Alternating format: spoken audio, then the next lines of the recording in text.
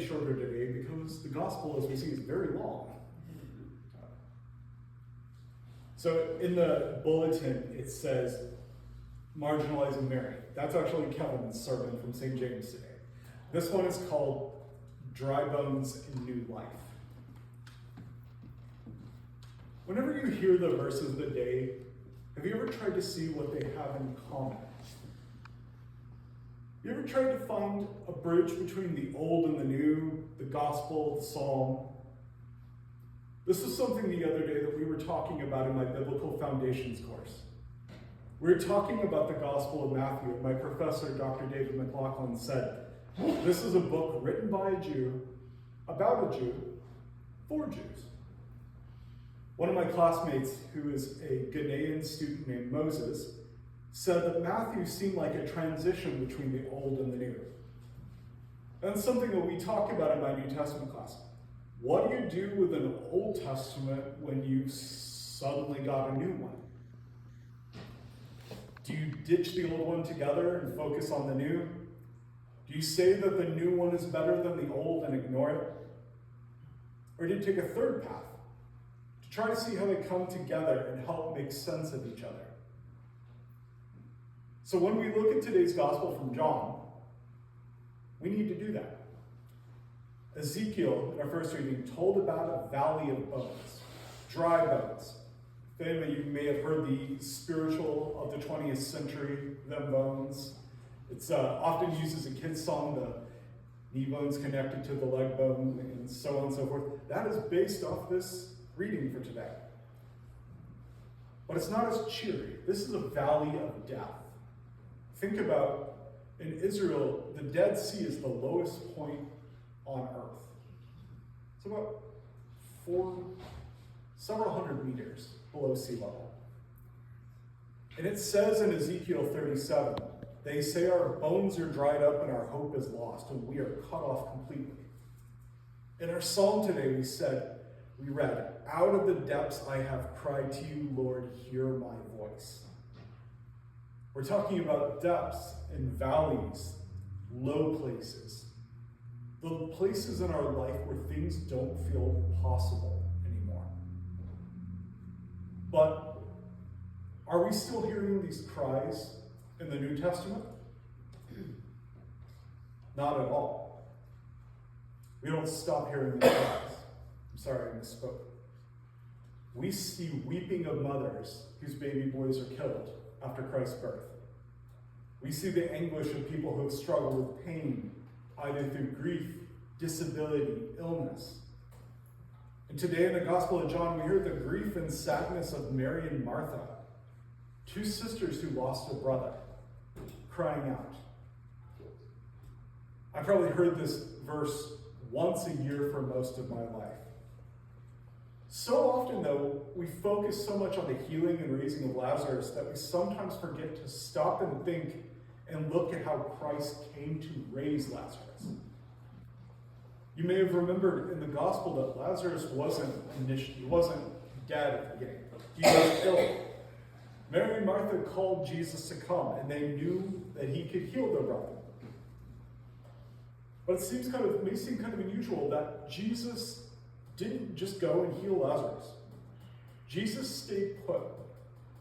How can we figure that out in our heads and our hearts? So many people in the Gospels asked Jesus to help them, heal them. Their faith made them better, like the woman who touched Jesus' robe.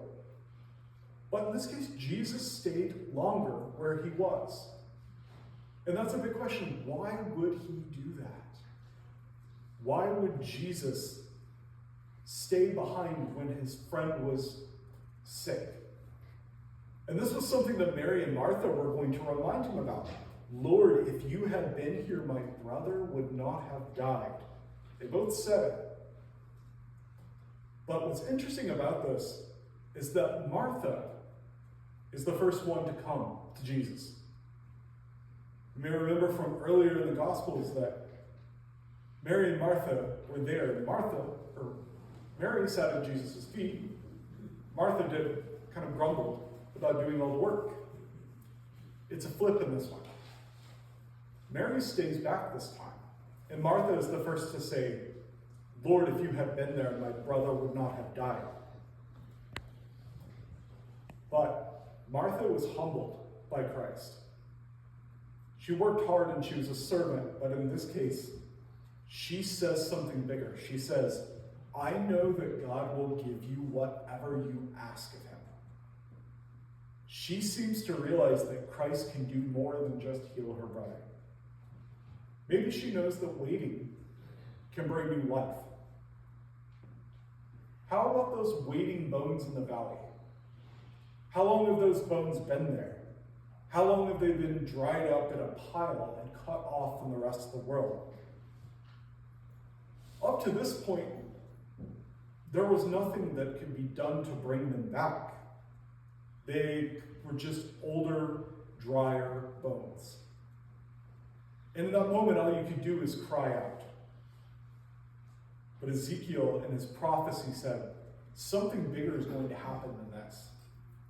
The bones cried, and so did Mary and Martha. And so, in this case, did Jesus. Jesus saw the grief in the eyes of the sisters. He saw the Jews weeping with them. Those are moments of grief that shake us to our core. Has anybody ever heard of the phrase, the emotions go bone deep?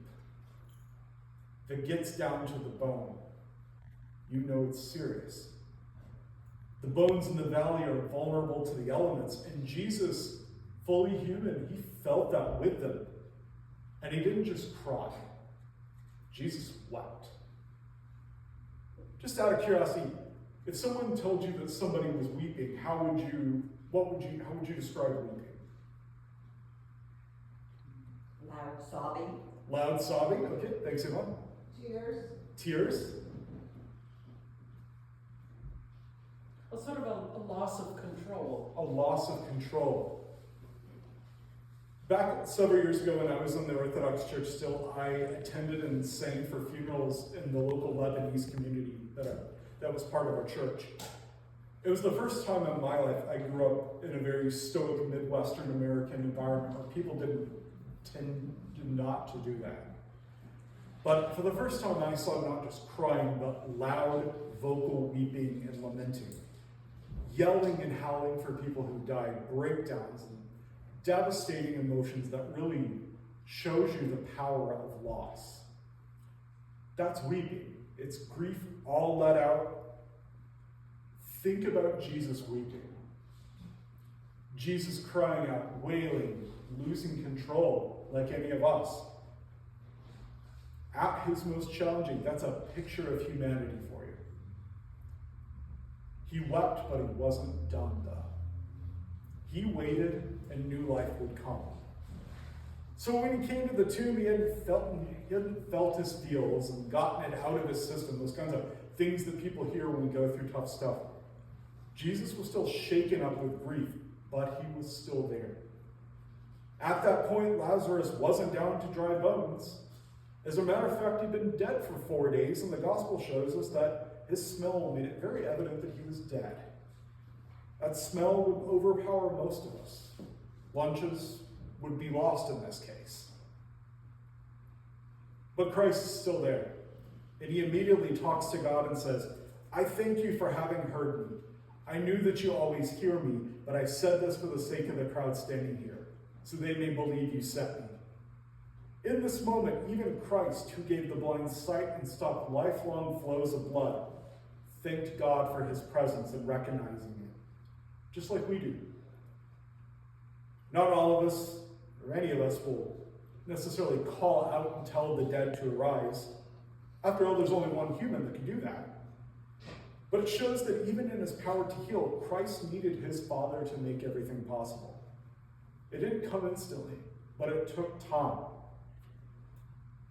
As we come into the last several days of Lent, we're going to be celebrating Christ's triumphant entry into Jerusalem, only to watch him die a few days later at the hands of the same folks who praised his name. We're going to be waiting 3 days before he rises again and that tomb is empty. So, what does Lazarus' death and rising show us? First of all, it shows us that waiting is difficult but not impossible. Ages of bones call out for a Messiah and so did Mary and Martha. Do you think Mary and Martha would have been waiting still? It's hard to say, but ultimately what matters is that they did wait, even when things didn't happen the way they hoped to. Second, we learn that Jesus weeps for us and also with us. We'll never be alone in our grief, and those we love and care for will never be either. Jesus knew exactly what the feeling of human grief was like, and his weeping for Lazarus shows us that he knew exactly how we'd feel to lose someone they love. Lastly, we see that what seems impossible is in fact possible. Lazarus' raising from the dead shows us that Jesus is capable of doing things beyond human possibility. We have no scientific or pathological or anatomical explanation for why Lazarus was raised from the dead. It's a mystery. Not the death itself, but the resurrection, the revival of it is a mystery. And everyone who was present saw what was possible with God. So my friends, let us wait with patience and love. Let's cry out when we feel grief and stand near one another when they feel the same. Let us remember that Christ is with us always, even when it feels like we are nothing but a pile of dry bones. Amen. Our next